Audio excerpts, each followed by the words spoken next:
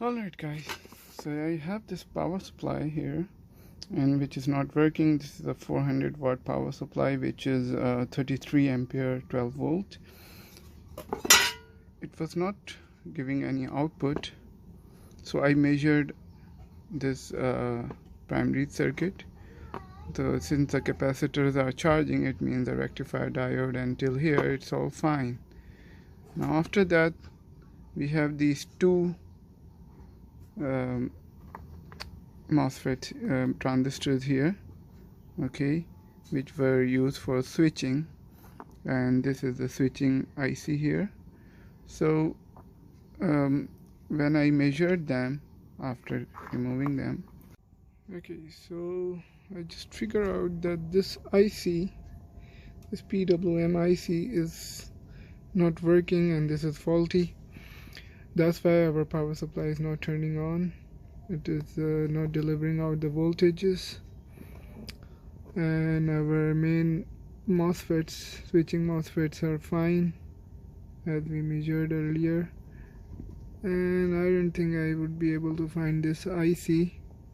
It's a custom Chinese IC 9953. Yep, LP9953D. Yep, we cannot find it. And so what we can do is we can use the PWM module to replace this. Let me show you guys. So this is the PWM module which I'm going to use in this. These 5 wires have their own function. This yellow wire is starting from it starts from pin number 1 from the right side. 1 2 3 4 5. So this pin number 1, the green one, will be going to the main starting of the capacitor, to the positive of the main filter capacitor. This white one will be going to the optical pair pin number 4. Red one will be the VCC of this chip, which will be around 5 or maybe 4 to 5. No, I think it's from 12 to 18 volts. Yeah, we have to measure the small capacitor and we will connect it on the positive of the small capacitor. And then the black one is the ground always, and this yellow one is the most important. This will go into the drain of the power MOSFET, the main power MOSFET which we removed earlier. So let me install it and then I will show you how I connected it to all the components of the circuit board. Okay, so I installed this CA-888 module over here on the power supply, and it was fairly simple. It replaced the PWM IC. So later I got to know that my MOSFETs were fine, and my PWM IC was shorted and I couldn't find the replacement part number. So what I did is I just installed this replacement module.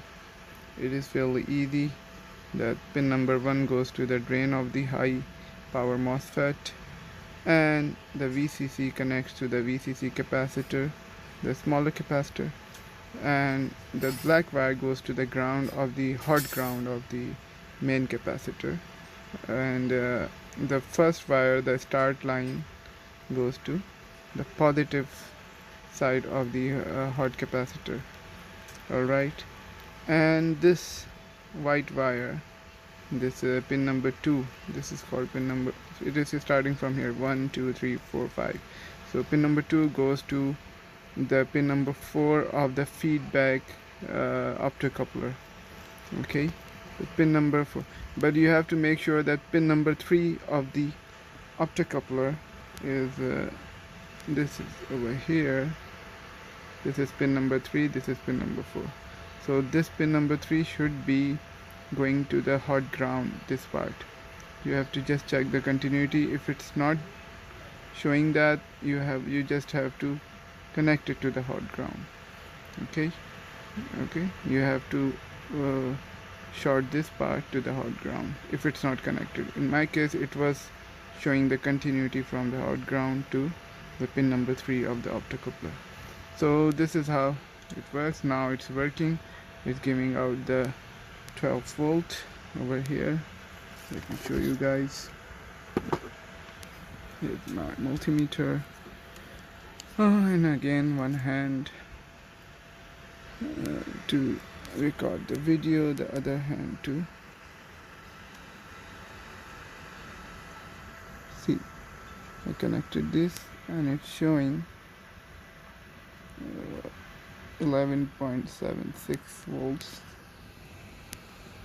Okay, so finally it's fixed, it's working now. So I'm hoping this video would help you guys.